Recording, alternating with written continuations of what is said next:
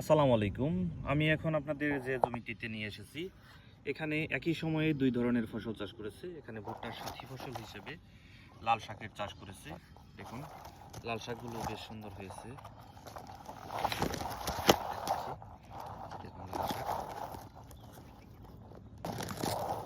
দেখুন, একই সাথে যদি দুই ধরনের ফসল তোলা যায় তাহলে আমাদের চাষিদের জন্য অনেক ভালো হয়। এই লাল শাকগুলো প্রায় বিক্রির উপযোগী হয়ে গেছে। লাল শাকগুলো বিক্রি হয়ে যাবে, ভুট্টাটি থেকে যাবে। ভুট্টা একটি দীর্ঘমেয়াদী ফসল।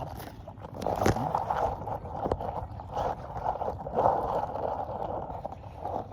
আমি আপনাদের কাছ থেকে দেখানোর চেষ্টা করছি। এখানে অনেক বড় জমিতে লাল শাকের চাষ করা হয়েছে। তো ধন্যবাদ সবাইকে যারা ধৈর্য ধরে আমার এই ভিডিওটি উপভোগ করতে।